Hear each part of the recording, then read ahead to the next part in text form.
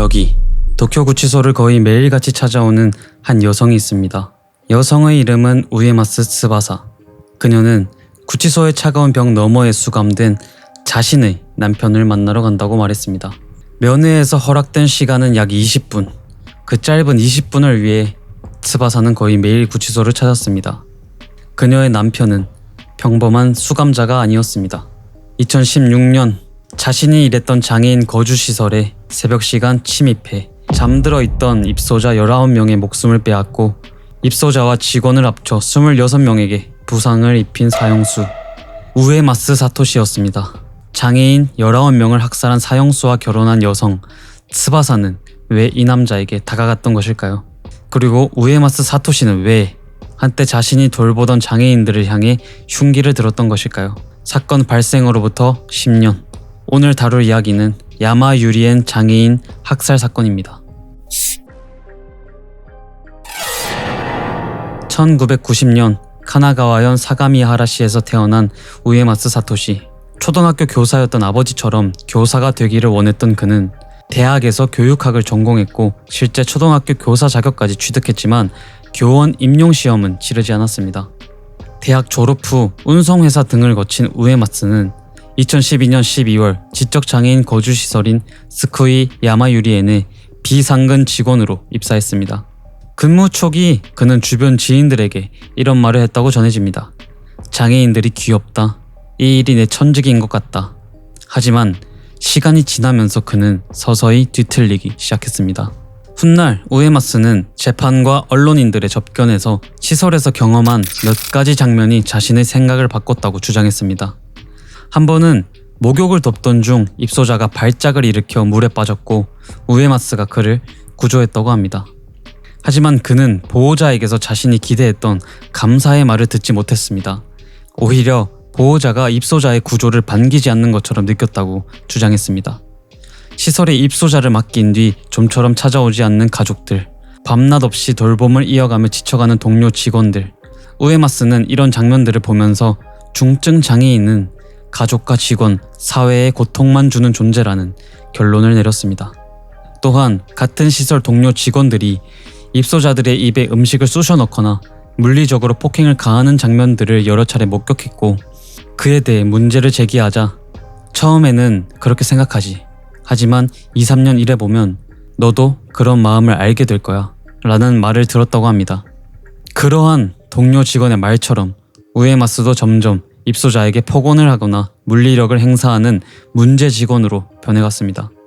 그 과정에서 우에마스는 자신과 언어로 의사소통하기 어렵다고 판단한 중증 장애인들을 심실자, 즉 마음을 잃은 사람이라고 불렀습니다. 심실자들에 대한 혐오는 그들이 국가의 세금과 시간을 낭비하고 있으며 이들을 제거하면 국가의 부채가 줄고 경제가 활성화돼 세계 평화로 이어진다는 극단적인 비약으로 이어졌습니다. 지쳐 보이는 가족들과 직원들을 고통에서 해방해야 한다며 그들에 대한 차별과 학살을 사회를 위한 구원으로 포장했습니다. 그리고 2016년 2월 그의 머릿속에서 폭주하던 생각은 구체적인 살인 계획으로 모습을 드러냅니다.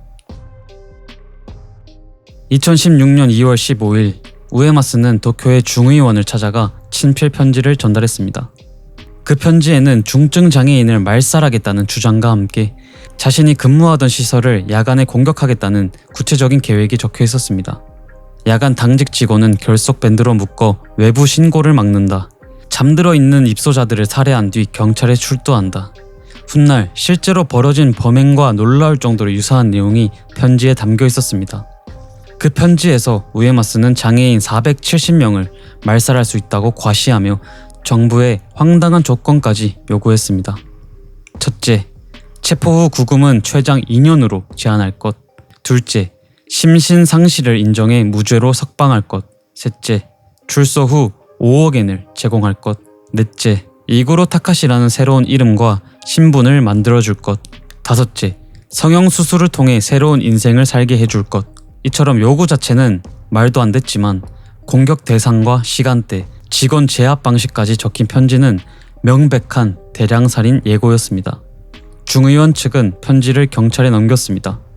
정보를 전달받은 스쿠이 경찰서는 야마 유리엔을 방문해 위험성을 알리고 주변 순찰과 방범 카메라 설치 등을 지도했습니다.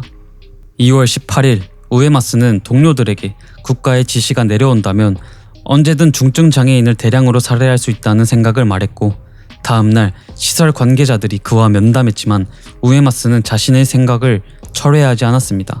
결국 그는 퇴직서를 제출했고 시설 측의 신고를 받은 경찰에 넘겨졌습니다. 경찰은 우에마스가 자신이나 다른 사람을 해칠 위험이 있다고 판단했고, 사가미하라 씨는 정신과 의사의 진단을 거쳐 그를 조치 입원시켰습니다. 입원 초기 우에마스는 흥분한 상태에서 국가의 허가를 받아 장애인을 살해해야 한다는 말을 반복했습니다. 문을 발로 차거나 큰 소리를 내는 행동도 보였고, 병원은 그를 격리실에 수용했습니다. 소변 검사에서는 대마 양성 반응이 나왔습니다. 의료진은 대마 사용에 따른 정신행동장애와 망상성 장애 등을 검토했습니다. 퇴원 심사와 절차에 관한 설명을 들은 뒤 우에마츠의 태도는 갑자기 달라졌습니다. 이상 행동은 대마 때문이었던 것 같습니다. 대마를 끊고 외래 치료를 받겠습니다. 이러한 우에마스의 연기로 인해 담당 의사는 증상이 사라졌고 다른 사람을 해칠 우려도 없어졌다고 판단했습니다. 사가미하라 씨는 이 소견을 근거로 입원 12일 만에 조치 입원을 해제했습니다. 그리고 조치 입원에서 풀려난 지 약 5개월 뒤 우에마스는 자신의 옛 직장으로 향합니다. 2016년 7월 25일 밤, 우에마스는 도쿄 신주쿠에서 범행에 사용할 망치와 결속 밴드 등을 준비했습니다. 호텔에서는 머리를 금발로 염색했습니다. 자신이 마음에 들어하는 여성과 식사하면서 장애인 시설을 공격하겠다는 계획을 말한 것으로도 전해졌습니다. 7월 26일 새벽 2시 무렵 우에마스는 차량을 몰고 스쿠이 야마유리엔에 도착했습니다. 정문 경비실을 피해 시설 부지로 들어간 그는 망치로 거주동 1층 유리창을 깨고 내부로 침입했습니다. 어느 건물에 누가 생활하는지, 야간에는 직원이 몇 명 남아있는지, 시설 내부를 어떻게 이동해야 하는지 모든 것을 파악하고 있던 그는 마주친 야간 직원을 흉기로 위협하고 결속밴드로 묶었습니다. 그리고 직원을 입소자들의 방으로 끌고 다니며 잠든 사람들을 가리켜 물었습니다. 이 사람은 말할 수 있느냐? 우에마스는 자신과 언어로 의사소통할 수 있는지를 사람의 생사를 가르는 기준으로 삼았습니다. 직원이 한 입소자에 대해 말을 할 수 없다고 답하자 우에마스는 들고 있던 흉기로 목과 배 등을 무자비하게 찌르기 시작했습니다. 그 순간 직원은 깨달았습니다. 우에마스가 말을 하지 못하는 사람만 골라 살해하고 있다는 사실을 말입니다. 다음 방에서 같은 질문을 받은 직원은 울부짖으며 답했습니다. 말할 수 있습니다. 모두 말할 수 있습니다. 입소자들의 목숨을 구하기 위한 필사적인 거짓말이었습니다. 하지만 우에마스는 입소자의 반응을 직접 확인한 뒤 이렇게 말했습니다. 귀찮은 녀석이네. 말 못하잖아. 직원의 호소에도 범행은 계속됐습니다. 직원들은 포박된 상태에서도 발가락으로 스마트폰을 조작해 동료에게 구조 요청을 보내려 하는 등 입소자들을 지키기 위해 끝까지 저항했습니다. 새벽 2시 38분경 경찰에 신고가 접수됐습니다. 우에마스는 이후 범행을 중단하고 시설 밖으로 빠져나갔습니다. 그가 시설 내부에 머문 시간은 1시간이 채 되지 않았습니다. 그러나 그 짧은 시간 동안 여성 입소자 10명과 남성 입소자 9명, 모두 19명이 목숨을 잃었습니다. 입소자 24명과 직원 2명 등 26명이 부상을 입었습니다. 시설을 나온 우에마스는 피가 묻은 자신의 사진과 함께 SNS에 글을 올렸습니다. 세계가 평화로워지기를, 뷰티풀 재팬. 새벽 3시 무렵 우에마스는 흉기들이 든 가방을 소지한 채 스쿠이 경찰서에 직접 출두해 자수했습니다. 2020년 1월 사건 발생 약 3년 반 만에 우에마스의 재판이 시작됐습니다. 범행 사실 자체는 명백했기 때문에 법정의 최대 쟁점은 범행 당시 우에마스에게 형사책임 능력이 있었는지였습니다. 변호인단은 우에마스가 장기간의 대마 남용으로 이른바 대마 정신병 상태에 놓였으며 범행 당시 옳고 그름을 판단하거나 행동을 통제할 능력이 없었다고 주장했습니다. 일본 형법 제39조에 따르면 심신상실자의 행위는 처벌하지 않는다. 심신미약자의 행위는 그 형을 감경한다. 우에마스의 행동이 일본 형법 제39조에 해당한다는 논리였습니다. 중의원 의장에게 보낸 편지에 적힌 비현실적인 요구도 근거로 제시했습니다. 5억엔을 지급해달라, 새 이름과 성형수술을 제공해달라, 심신상실을 인정해 무죄로 풀어달라, 이런 요구를 적은 것 자체가 현실 판단력을 잃었다는 증거라는 주장이었습니다. 그러나 정작 우에마츠 본인이 변호인단의 심신상실 주장에 반발했습니다. 그는 자신에게 책임 능력이 있었으며 범행도 자신의 판단에 따라 실행한 일이라고 주장했습니다. 책임 능력이 없다고 판단된다면 차라리 자신을 사형에 처해야 한다는 취지의 말까지 했습니다. 그가 이와 같이 행동을 한 이유는 자신이 무능력한 존재라고 멸시했던 장애인들과 같은 범주에 놓이는 것을 견디지 못했기 때문으로 보여집니다. 재판부는 당연히 변호인단의 주장을 받아들이지 않았습니다. 우에마스는 공격할 장소와 시간대를 미리 정했습니다. 직원을 살해하지 않고 결박한다는 계획을 세웠고 흉기와 결속밴드를 준비했습니다. 시설 구조를 이용해 이동했으며 자신이 만든 기준에 따라 피해자를 골랐습니다. 범행 뒤에는 경찰서에 직접 출두했습니다. 재판부는 이 모든 행동에서 뚜렷한 계획성과 목적성이 확인된다고 판단했습니다. 2020년 3월 16일 요코하마 지방법원은 우에마스 사토시에게 사형을 선고했습니다. 변호인단은 항소했지만 우에마스 본인이 항소를 취하하면서 같은 달 사형이 확정됐습니다. 하지만 사형이 확정된 이후에도 그의 행동은 모순으로 가득했습니다. 내가 살해한 것은 사람이 아닙니다. 심실자입니다. 그들은 살아있다는 자각이 전혀 없는 존재이기 때문에 인간이라고 생각하지 않습니다. 그러므로 자신의 행동이 살인이 아니라 주장하며 2022년에 첫 번째 재심을 청구했습니다. 이 청구는 2025년 최고재판소에서 최종 기각됐습니다. 그러나 우에마스는 2026년 1월 다시 재심을 청구했습니다. 요코하마 지방법원이 이를 기각하자 즉시 항고했고 현재 두 번째 재심을 둘러싼 절차는 계속되고 있습니다. 2026년 7월 사건 10주기를 앞두고 변호인과 만난 우에마스는 반성이라는 말을 꺼냈습니다. 그는 유족에게 미리 작별할 기회를 주지 않은 점, 흉기로 피해자들의 목을 공격한 방식이 무례했다는 점, 이 두 가지를 반성한다는 말을 했습니다. 그가 문제 삼은 것은 범행 자체가 아니라 범행의 방식이었습니다. 10년이 지난 뒤에도 우에마스는 자신의 주장을 철회하지 않았습니다. 생명을 빼앗은 행위가 아니라 살해 방법만을 문제 삼는 기이한 반성이었습니다. 이 사건을 접한 대부분의 일본 대중들은 사건의 잔혹함에 충격에 빠졌지만 오프닝에 등장했던 우에마스 츠바사의 경우 다른 감정을 느꼈다고 합니다. 츠바사는 방송에서 15살 때 지적 장애가 있는 남성에게 성적 피해를 입었다고 밝혔습니다. 그 당시 그녀는 증거 불충분과 상대 남성의 장애 등이 겹치면서 사건이 제대로 처벌로 이어지지 않았다고 받아들였습니다. 그 뒤 츠바사는 해리성 기억장애를 겪었고 25살이 되면 삶을 끝내겠다는 생각까지 품고 있었다고 말했습니다. 25살이 되던 무렵 그녀는 야마 유리엔 사건과 우에마스에 관한 뉴스를 접했습니다. 살인은 잘못됐다고 생각하면서도 자신의 피해 경험 때문에 우에마스의 장애인에 관한 주장 일부에 끌렸다고 그녀는 고백했습니다.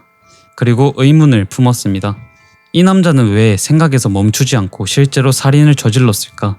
그 이유를 알면 내 안의 고통도 이해할 수 있지 않을까? 츠바사는 우에마스를 직접 만나고 싶었습니다.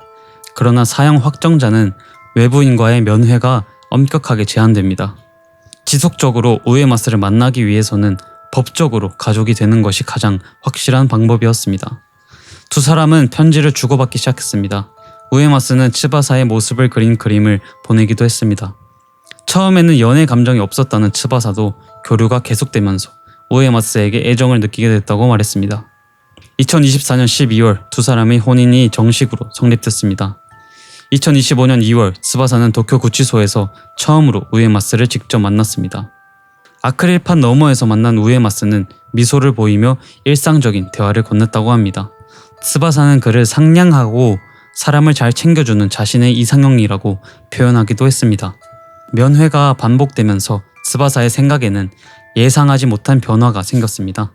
츠바사는 원래 사형수야말로 사회에 아무런 필요가 없는 존재라고 생각했습니다.